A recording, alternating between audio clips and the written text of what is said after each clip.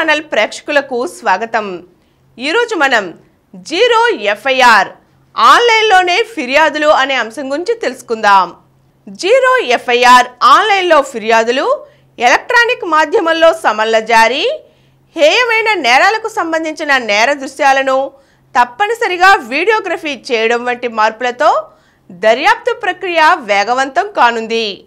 ఈ కొత్త చట్టాలపై క్షేత్రస్థాయిలో ప్రజల్లో అవగాహన కల్పించడానికి కేంద్ర హోంమంత్రిత్వ శాఖ భారీ కసరత్తు ప్రారంభించింది. దాదాపు 40 లక్షల క్షేత్రస్థాయి సిబ్బందికి 5.65 లక్షల మంది పోలీసులు, జైళ్ల అధికారులు, ఫోరెన్సిక్ నిపుణులకు శిక్షణ ఇవ్వనుంది. దీనిలో రానున్న కీలక మార్పులు: బాధితుడు పోలీస్ స్టేషన్కు వెళ్లకుండానే ఎలక్ట్రానిక్ కమ్యూనికేషన్ ద్వారా జరిగిన సంఘటనను ఫిర్యాదు చేయవచ్చు. దీంతో వేగవంతంగా చర్యలు తీసుకునే వెసులుబాటు కలుగుతుంది. జీరో ఎఫ్ఐఆర్ ప్రకారం ఏ వ్యక్తి అయినా పోలీస్ స్టేషన్ పరిధితో సంబంధం లేకుండా ఏ స్టేషన్లోనైనా ఫిర్యాదు చేయవచ్చు. అరెస్టు సందర్భాలలో బాధితుడు సన్నిహితులు, బంధువులకు తన పరిస్థితిని తెలియజేసే హక్కు ఉంటుంది. తద్వారా బాధితుడు తక్షణ సహాయం పొందే అవకాశం ఉంటుంది. అరెస్టుల వివరాలను స్థానిక పోలీస్ స్టేషన్తో పాటు జిల్లా ప్రధాన కేంద్రాలలోనూ బహిరంగంగా ప్రదర్శిస్తారు. తద్వారా అరెస్టు సంబంధించిన ముఖ్యమైన సమాచారాన్ని బాధితుల కుటుంబీకులు, స్నేహితులు తెలుసుకోగలుగుతారు. హేయమైన నేరాల్లో ఇక నుంచి ఫోరెన్సిక్ నిపుణులు తప్పనిసరి. వారు సంఘటనా స్థలానికి వెళ్లి ఆధారాలు సేకరిస్తారు. ఆ సమయంలో వీడియోగ్రఫీ తప్పనిసరి.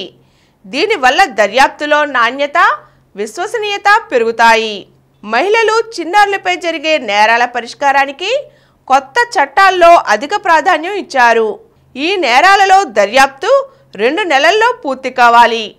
అంతేకాక బాధిత మహిళలు, చిన్నారులకు ఉచిత ప్రాథమిక చికిత్స, వైద్య చికిత్సకు కొత్త చట్టాలు హామీ ఇస్తున్నాయి. ఇక సమన్లు ఎలక్ట్రానిక్ విధానం ద్వారా పంపించవచ్చు.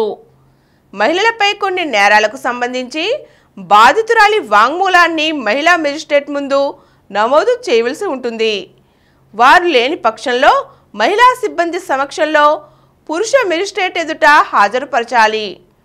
బాధితులతో పాటు నిందితులు కూడా ఎఫ్ఐఆర్ నకళ్లను ఉచితంగా పొందే వీలుంది.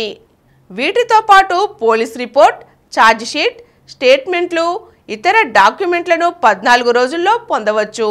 కేసు విచారణలో అనవసర జాప్యాన్ని నివారించడానికి, సకాలంలో న్యాయం అందేలా చేయడానికి న్యాయస్థానాలు కూడా గరిష్టంగా 2 వాయిదాలు మాత్రమే మంజూరు చేస్తాయి.